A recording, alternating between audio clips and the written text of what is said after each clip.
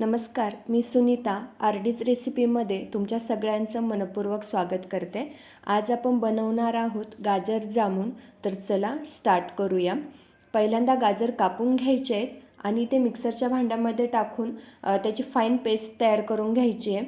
मग त्यानंतर एक कढई घ्यायची आहे, ती गॅसवरती ठेवायची आहे। त्याच्यावरती 2 चमचे तूप टाकायचं आहे।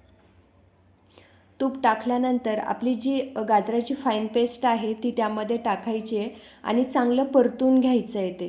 त्याचं नॉर्मली पाणी आटस्तवर आपण ते परतून घेणार आहोत।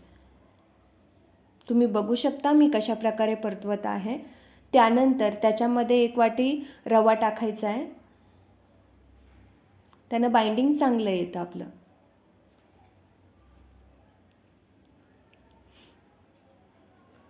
हे चांगलं आपल्याला शिजवून घ्यायचं आहे।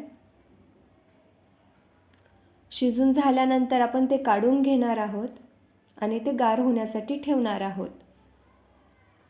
त्यानंतर एक कढई घ्यायची आहे, त्यामध्ये आपण दूध टाकणार आहोत। ते दूध आपल्याला आटवायचं आहे। त्यामध्ये आपण केसर आणि वेलची टाकणार आहोत। त्यानंतर साखर टाकणार आहोत आणि ते दूध चांगल्या प्रकारे आपण आटून घेणार आहोत। जास्त आटवायचं नाही आणि कमी पण नाही।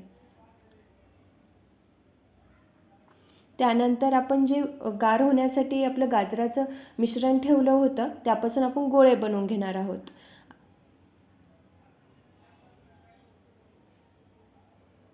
ते गोळे आपण आपल्या आटवलेल्या दुधामध्ये एक एक करून टाकणार आहोत।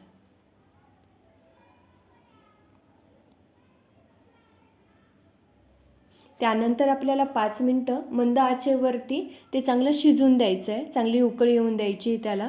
उकळी आल्यानंतर आपण सर्व करणार आहोत। अशाच नवीन नवीन रेसिपीजसाठी आरडी रेसिपीला सबस्क्राईब करा, लाईक शेअर कमेंट करायला विसरू नका। धन्यवाद।